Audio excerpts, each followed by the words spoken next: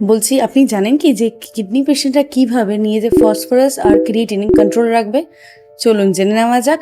আমি ডায়েটিশিয়ান দেবারতী আপনাদের স্বাগত জানাই আমার চ্যানেল খাদ্য রহস্যতে। এরকম ভিডিও যদি আপনি আরো পেতে চান তাহলে আমার চ্যানেলটিকে সাবস্ক্রাইব করবেন, পেজটিকে ফলো করবেন আর আমার সাথে জুড়ে থাকবেন। দেখুন, আমাদের আশেপাশে এবং আমাদের প্রিয়জনেরা এমন অনেকেই আছে যারা কিডনির সমস্যায় দীর্ঘদিন ধরে ভুগছে এবং তারা এই ফসফরাস বা ক্রিয়েটিনকে কন্ট্রোল করতে সুবিধা পাচ্ছে না। তো আজকে তাই জেনে নেব ক্রিয়েটিন কীভাবে কন্ট্রোল করব। প্রথম যে কাজটা আপনি করবেন সেটা হচ্ছে অ্যানিমাল সোর্স অফ প্রোটিন নিজের খাদ্য তালিকা থেকে বাদ দিয়ে দেবেন।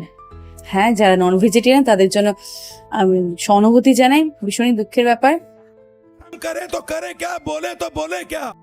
আপনার ব্রয়লার অথবা মাটন বা মিট আপনারা খেতে পারবেন না, একদমই বাদ।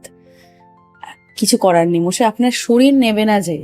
তবে হ্যাঁ, যেহেতু কিডনি পেশেন্ট একটা ক্যাটাবলিক স্টেটে থাকে তাই জন্য তাদের একটু প্রোটিন চলবে, যেমন হচ্ছে ডিমের সাদা অংশ বা অল্প পরিমাণে মাছ।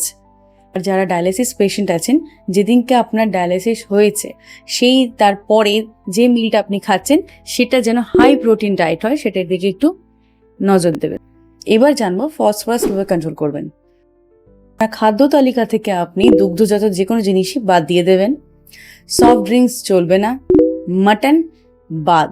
আই রিপিট, মাটন খাওয়া চলবে না, যতই খুশির খবর হোক, যতই আনন্দের কিছু হোক। আর আজকে দিনটাতে একটু হতেই পারে, না, মাটন চলবে না।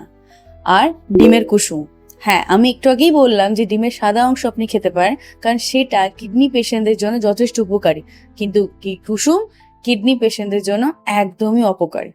তাহলে বোঝা গেল কিভাবে আপনি কন্ট্রোল করবেন। আর এর সাথে একটা জিনিস কিডনি পেশেন্টের মাথায় রাখবেন যে আপনার সল্ট রেস্ট্রিক্টেড ডায়েট ফলো করবেন, মানে আপনার খাবারে যে নুনের পরিমাণটা কম থাকে। এতে আপনার ব্লাড প্রেশার কম হবে, আপনাদের হাত পা ফোলা ব্যাপারটা কম হবে, কারণ এতে জল জমে যায় আমরা জানি।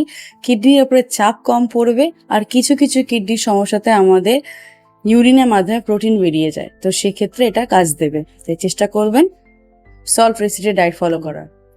ভালো থাকুন, সুস্থ থাকুন, আজ আসি।